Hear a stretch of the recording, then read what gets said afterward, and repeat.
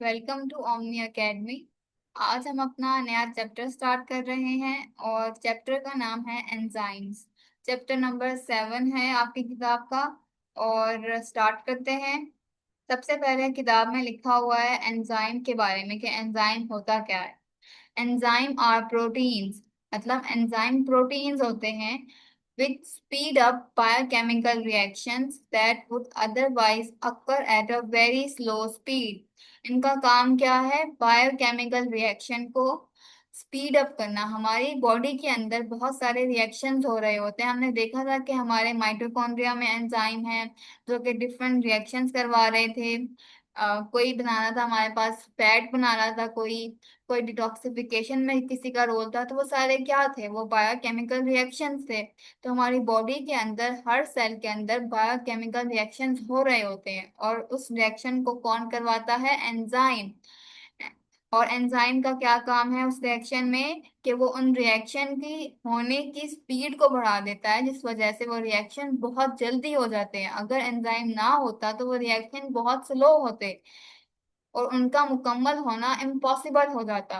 तो enzyme is a blessing, क्योंकि उन्होंने हमारी बॉडी के अंदर जो रिएक्शंस की स्पीड थी ना, इतनी बढ़ा दी कि बहुत सारे रिएक्शन जल्दी जल्दी हो जाते हैं। तो एंजाइम प्रोटीन है विच speed up biochemical reactions that would otherwise occur at very slow speed. ठीक है। आज हम पढ़ेंगे मेटाबॉलिज्म के बारे में।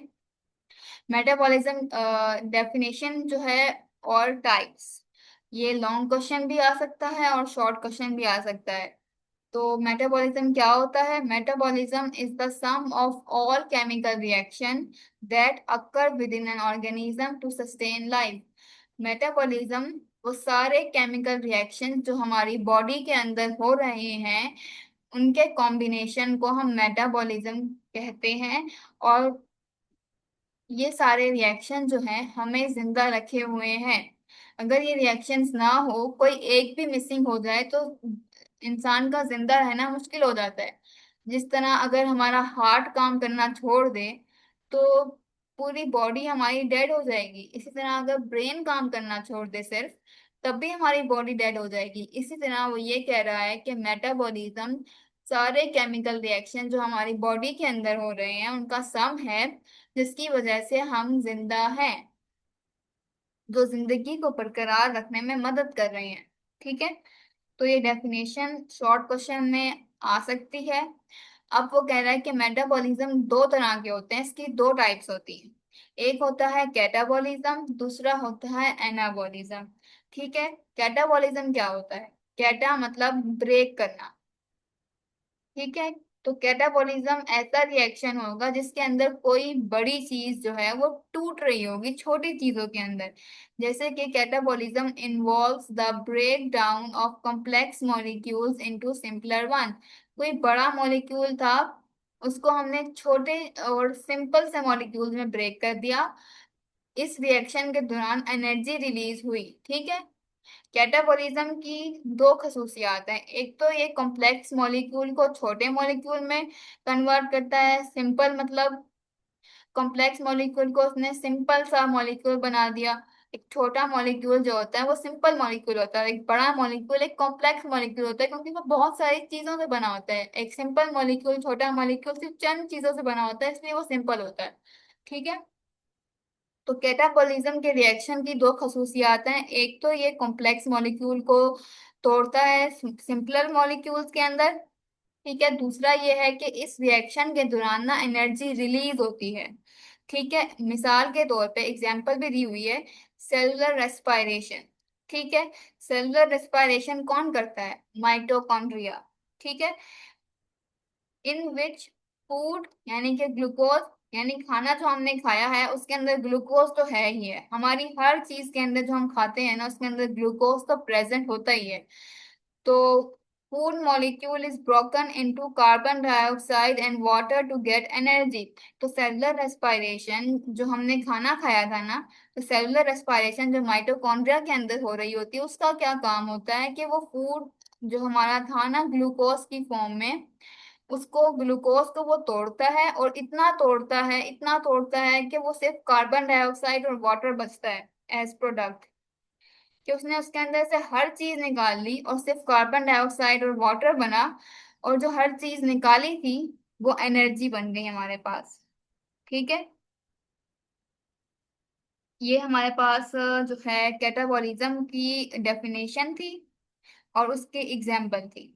अब देखते हैं हम आगे एनाबॉलिज्म को।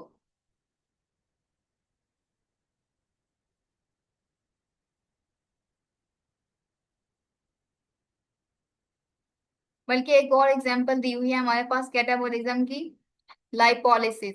लाइसिस का मतलब होता है तोड़ना, लाइपो मतलब लिपिड। तो ऐसा रिएक्शन होगा ये कि जिसके अंदर लिपिड को तोड़ा जा रहा है, लाइपोलिसिस इन विच लिपिड, और लिपिड को हम फैट बी कहते हैं, is broken into fatty acid and glycerol. हमारा जो लिपिड है ना वो फैटी एसिड और ग्लाइसरॉल से मिलके बनता है, तो कैटाबॉलिज्म हुआ, मतलब लाइपोलिसिस एक कैटाबॉलिज्म ही है। तो लाइपोलिसिस हुई तो उसमें लिपिड को तोड़ा गया, और जिस चीज से वो बना था ना पहले, वही चीजें हमने उसमें से निकाल ली। फैटी एसिड और ग्लिसरॉल को कंबाइन करके लिपिड बना, जब तोड़ा तो इसने हमें ये दे दिया। ठीक है, which can be use for getting energy. अब फैटी एसिड से हम ना एनर्जी ले सकते हैं। ठीक है, कैसे ले सकते हैं ये हम आगे वाले चैप्टर्स में पढ़ेंगे। ठीक है, एनाबॉलिज्म।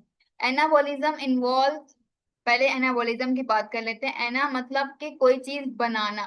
तो इसमें क्या होगा कि छोटी छोटी चीजें लेके हम कोई बड़ी चीज बनाएंगे। तो स्मॉल मॉलिक्यूल्स हमने लिए, देखिए स्मॉलर यूनिट्स हमने लिए ढेर सारे, और हमने एक ही जो है लार्ज मॉलिक्यूल बना लिया। और केटा में क्या कर रहे हैं, एक लार्ज मॉलिक्यूल लिया एक, और उसको हमने छोटे मॉलिक्यूल में तोड़ दिया। तो एना में हमने छोटे मॉलिक्यूल ढेर सारे लिए और एक बड़ा मॉलिक्यूल बना लिया। तो एनाबॉलिज्म में हमारे पास कोई चीज बनेगी, और जब भी कोई चीज बनानी होती है तो एनर्जी लगती है। ठीक है, जैसे हम खाना बना रहे होते हैं, हमारी एनर्जी लगती है उस खाने को बनाने में। हम होमवर्क कर रहे होते हैं, हम कोई पेपर दे रहे होते हैं, हमारी एनर्जी लग रही होती है। तो कोई भी काम जो हमें करना है उसमें एनर्जी लगेगी, कुछ बनाने वाले काम में। ठीक है, तो हमने अगर कुछ बनाना है प्रोडक्ट, ठीक है, तो anabolism is about making a complex molecule from simpler ones. Simpler one हमने ढेर सारे लिए और एक ही बड़ा मॉलिक्यूल हमने बना दिया, जबकि कैटाबॉलिज्म में हम एक बड़े मॉलिक्यूल को छोटे मॉलिक्यूल में तोड़ रहे थे। तो कैटाबॉलिज्म में ब्रेकिंग हो रही थी और एनाबॉलिज्म में मेकिंग हो रही है। ठीक है, कैटाबॉलिज्म में एनर्जी रिलीज हो रही थी, हमें एनर्जी मिल रही थी उस चीज के टूटने से, लेकिन एनाबॉलिज्म में हमें एनर्जी देनी पड़ रही है किसी चीज को बनाने के लिए। तो दिस प्रोसेस कंज्यूम्स एनर्जी, ये प्रोसेस जो है, जो हम चीज बना रहे हैं, ये वाला प्रोसेस एनर्जी रिक्वायरिंग है, इसमें हमें एनर्जी लगानी पड़ेगी। तो एग्जांपल्स क्या है देख लेते हैं। फोटोसिंथेसिस। फोटोसिंथेसिस क्या था, पढ़ा था हमने पिछले चैप्टर में कि ग्लूकोज का बनना, लाइट हम लेते हैं और उससे हम कुछ सिंथेसाइज करते हैं, और वो क्या सिंथेसाइज कर रहे थे हम, ग्लूकोज। तो इसमें हमने क्या चीज दी थी, हमने लिया था कार्बन डाइऑक्साइड और वाटर को, उनको जोड़ा था और हमने उससे ग्लूकोज का मॉलिक्यूल बनाया था सनलाइट को यूज करते हुए। सनलाइट असल में एनर्जी प्रोवाइड करती है, सनलाइट एनर्जी है। और दो चीजें जो यूज हुई थी साथ, कार्बन डाइऑक्साइड और वाटर, ये हमारे पास है स्मॉलर यूनिट्स। ये जो यूनिट्स है ना स्मॉलर वाले, इस केस के अंदर, फोटोसिंथेसिस के केस के अंदर, वो कार्बन डाइऑक्साइड और वाटर है। ठीक है, और जो एनर्जी की बात की है ना इस केस के अंदर, वो सनलाइट है। ठीक है, जो मॉलिक्यूल यूज किए हमने वो कार्बन डाइऑक्साइड और वाटर थे, और जो एनर्जी हमने लगाई इस प्रोसेस के अंदर वो सनलाइट की फॉर्म में लगाई है। ठीक है, और oxygen, oxygen is also produced as by product, और साथ हमें इसमें ग्लूकोज के साथ ऑक्सीजन भी मिल जाती है as by product. By product मतलब हम उसे बनाने नहीं निकले थे, लेकिन क्योंकि हमने ग्लूकोज बनाया तो कुछ ऐसी चीज भी हमारे साथ बन गई एक्स्ट्रा के तौर पे। तो वो एक्स्ट्रा के तौर पे क्या बनी, oxygen. Protein synthesis. In which proteins are formed by joining the amino acid. ठीक है। प्रोटीन सिंथेसिस में हम अमाइनो एसिड, ढेर सारे अमाइनो एसिड लेते हैं। समझे, ये अमाइनो एसिड है, हमने ढेर सारे अमाइनो एसिड लिए और एक प्रोटीन का मॉलिक्यूल बनाया। प्रोटीन जो है हमारे पास अमाइनो एसिड का ना एक ढेर सारे अमाइनो एसिड का एक कहते हैं पॉलीमर। पॉलीमर शायद आप लोगों ने अभी नहीं पढ़ा, हम जब बायोमोलिक्यूल वाला चैप्टर पढ़ेंगे तो उसमें हम पढ़ेंगे कि पॉलीमर और मोनोमर क्या होता है। पॉलीमर होता है जिसमें ढेर सारी चीजें ना एक लाइन में लगी होती हैं। मतलब एक अमाइनो एसिड है, फिर दूसरा भी साथ ही अटैच कर दिया, फिर उसके साथ तीसरा बॉन्ड लगा के अटैच कर दिया, फिर चौथा भी बॉन्ड लगा के अटैच कर दिया। तो ये होता है पॉलीमर। मोनोमर होता है सिर्फ एक ही मॉलिक्यूल। तो जो प्रोटीन है ना हमारी, वो पॉलीमर है ढेर सारे अमाइनो एसिड का, उसमें ढेर सारे अमाइनो एसिड बॉन्ड्स के थ्रू अटैच होते हैं। तो प्रोटीन सिंथेसिस क्या है, ढेर सारे मॉलिक्यूल लिए अमाइनो एसिड के और सिर्फ एक ही प्रोडक्ट बनाया जो था प्रोटीन। इसमें भी एनर्जी लगती है। ठीक है। सो दिस इज दिस लेक्चर। तो आज हमने पढ़ा मेटाबॉलिज्म और उसकी टाइप्स, और ये बहुत इंपॉर्टेंट लॉन्ग क्वेश्चन है। इसमें आपने ये वाली डायग्राम भी ड्रॉ करनी है और साथ ही आपने मेटाबॉलिज्म की डेफिनेशन लिखनी है, फिर उसकी टाइप्स के नाम लिखने हैं, और फिर हर टाइप को आपने एक्सप्लेन करना है। एक्सप्लेनेशन में क्या करना है कि पहले टाइप की डेफिनेशन लिखनी है और फिर उसकी दो एग्जांपल देनी है, फिर अगली टाइप की डेफिनेशन लिखनी है और फिर उसकी एग्जांपल्स लिखनी है। ठीक है, ये सारा कुछ हेडिंग्स के साथ कीजिएगा और एंड में आप ये डायग्राम बना दीजिएगा। आपका लॉन्ग क्वेश्चन इजीली अटेम्प्ट हो जाएगा। So this is it. See you tomorrow.